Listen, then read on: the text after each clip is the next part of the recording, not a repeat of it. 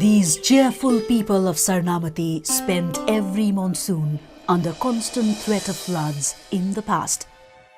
Confined between two big rivers, locals of Sarnamati suffered every monsoon as floods inundated their settlements.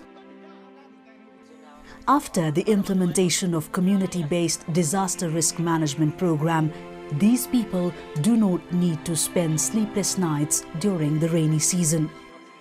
एकैचोटी बाढी आउँथ्यो र घरभित्र पानी पसेपछि मात्रै हामीलाई थाहा हुन्थ्यो र बाढी आएछ भनेर। अब अहिले चाहिँ यो पूर्व सूचना प्रणाली लागू भएता चाहिँ हामीलाई 2-3 घण्टा अगाडि नै थाहा हुन्छ, जानकारी हुन्छ। Members of the community are the first people to suffer disaster risk, and also they are the one as first responder in case of disaster. The Ministry of Federal Affairs and Local Development is leading the Nepal Risk Reduction Consortium Flagship for community-based disaster risk reduction and risk management. The International Federation of Red Cross and Red Crescent Societies, IFRC, is the co-lead of the Flagship 4 mechanism in Nepal. The government of Nepal is following Sendai Framework for Disaster Reduction 2015 to 2030 and has been concentrating all its actions based on the framework. Nepal Risk Reduction Consortium Flagship 4 is a coordination and advocacy mechanism for community-based disaster risk reduction management (CBDRM) in Nepal. It aims to build a common understanding and approach among the many organizations contributing to CBDRM activities to track progress against national targets and encourage greater investment for scaling up CBDRM across the country. Nepal is one of the most vulnerable countries in terms of disaster risk. The country is ranked 11th in terms of vulnerability related with earthquake and 30th in terms of flood risk. As per country's data of the last 23 years, around 938 people die every year in various natural disasters. Not to forget the loss of properties worth over 1.2 billion rupees every year due to disasters like floods and landslides. Many agencies, including Red Cross and Red Crescent Movement, UN agencies, INGOs, NGOs are involved in Flagship 4. These partner agencies have been implementing CBDRR program designed under its framework with 9 minimum characteristics of a disaster-resilient community. Heading through different most vulnerable village development committees and municipalities, it has contributed to mitigate local disaster risk in the communities. The major aim is raising awareness on disasters and making communities more resilient by imparting necessary skills. These communities, expecting relief in the past, have now rolled up their sleeves to face disasters. They have prepared community-based approach for the same. Disaster management committees and subcommittees have been formed at the community, ward and village development committee levels. These communities have owned the programs with widening representation of women and persons with disabilities, even in the decision-making process for making safer communities. Raising awareness is an important aspect of disaster risk reduction. Community members are raising awareness through the means of posters, pamphlets, songs, and street drama, among others. Since the community-based disaster risk management program initiated in the village, people became aware and are learning about multiple hazards. As a result, the innocent people deserved the capacity of drafting their own disaster management plan. विपदको बेला हामीलाई त्यस्तै सुविधाको लागि विपदकै सुविधाको लागि हामीहरु त्यो नक्सा बनाएर एउटा 3 number वार्डको नक्सा बनाएर देखाइराखेको छौं र यहाँ आउनुभएका 3-4 वार्डका सदस्यहरूलाई पनि देखाउनलाई त्यो हामीहरू बनाएको. Loss of lives and properties in flood-related incidents in Nepal was lesser this year, despite receiving more rainfall rather than last year.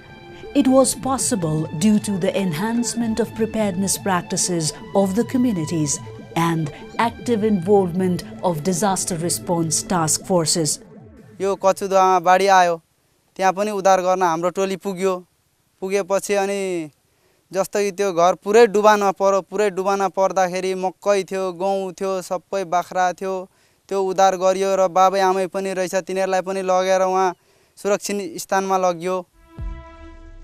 Contribution of these task forces in search and rescue operations and first aid after the massive earthquake of April 2015 was precious. हामीलाई त्यति बेला चाहिँ डर भन्दा पनि हामीलाई चाहिँ यो हामीले सिकेको सिपलाई कसरी चाहिँ नि यसलाई चाहिँ व्यवहारमा उतार्ने भन्नेपट्टि लागेको भएर हामीहरु चाहिँ 12 जना मेम्बरहरु चाहिँ 4 वटा ठाउँमा चाहिँ हामी डिभाइड भएर चाहिँ 4 ठाउँमा काम गर्यौं. Various types of plans have been made at the VDC and municipal levels for disaster risk reduction. Such plans basically incorporate for preparedness, response and recovery cycle of the disaster. Emergency funds have been set up at the community level to involve the community people themselves in search, rescue and immediate support. These emergency funds are created with the aim of mobilization of local resources, that is, regular collection of food grains voluntarily from the community members. It has been managed as 20% of the collected food grains has been allocated for distribution in case of emergency. The remaining food grain are to be deposited with making cash. विपद पर्दाखेरि धेरै धाएपछि मात्रै रात पाउँथ्यौं. अहिले हामीले मुठी संकलन गरेको हुँदा हामी सँगै छ हामीलाई केही विपत्ति आउने बित्तिकै हामीले भण्डारण गरेको लगेर रात दिन सक्छौं. Access of the community over resources helps to reduce disaster risk.